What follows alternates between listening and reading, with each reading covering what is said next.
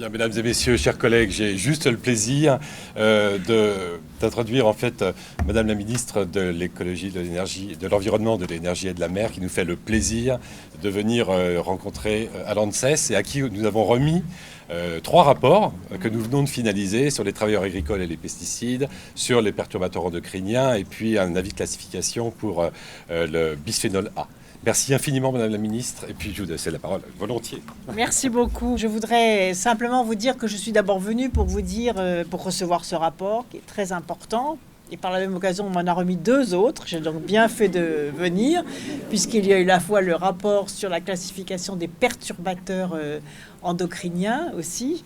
Et donc, je crois que ce travail que j'ai engagé depuis longtemps, ça fait très très longtemps, depuis mon enfance sans doute, un petit village des Vosges, j'avais déjà une mère et une grand-mère qui, déjà à l'époque, nous mettaient en garde contre la chimie dans l'alimentation et dans le potager familial.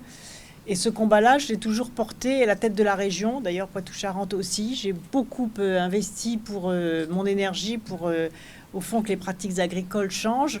Et puis je pense avoir été la première collectivité à commander, il y a quelques années, un rapport justement sur la question de l'exposition des agriculteurs aux risques chimiques.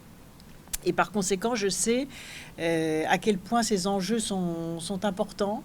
Et je sais à quel point il est crucial d'avoir un opérateur comme l'ANSES, qui est d'ailleurs le plus grand opérateur de ce type à l'échelle européenne, qui a affirmé ses compétences, qui a affirmé son savoir-faire, qui est écouté sur la scène nationale et sur la scène européenne et internationale. Et c'est d'autant plus important que ces combats-là, ils doivent se mener à l'échelle européenne.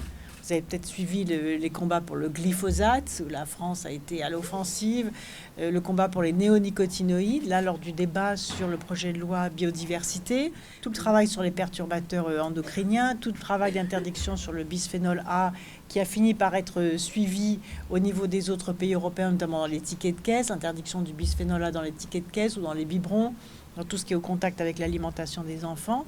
Et tout ça, c'est grâce au travail qui est fait ici. Et donc, l'ANSES joue un rôle très important pour accompagner les transitions pour un monde plus respectueux de la planète. Je n'oublie pas aussi que je suis présidente de la COP 21, et donc avec la conférence de Paris sur le climat qui s'est tenue, avec le succès que l'on connaît. Et justement, nous avons l'obligation, même le devoir, d'être exemplaires en France. Et c'est d'autant plus difficile dans le domaine agricole où la France, très longtemps, on le disait à l'instant dans le débat que nous venons d'avoir, très longtemps, on a fermé les yeux sur les enjeux sanitaires de l'utilisation des produits chimiques dans l'agriculture. Et on le voit dans le monde agricole, parce que les agriculteurs sont très durs à la tâche, ne s'occupent pas de leur propre santé, et par définition, ce sont les derniers à se préoccuper de ce qui se passe lorsqu'ils utilisent les produits chimiques. Et donc, l'ANSES, qui est avant tout une instance scientifique, apporte une expertise indépendante et pluraliste dans tous ces domaines qui me tiennent particulièrement à cœur, la santé, l'environnement, le travail, l'alimentation, donc c'est-à-dire tout le bien-être humain, et puis il y a aussi toutes les études sur le bien-être animal.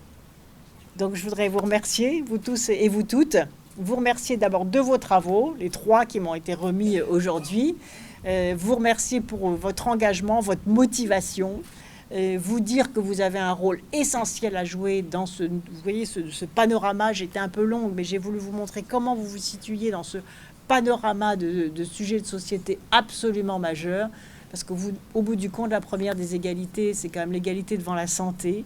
Et l'égalité devant la santé, elle s'appuie sur des connaissances. Les connaissances de l'ANSES sont très importantes. Il faut beaucoup de courage souvent pour avancer.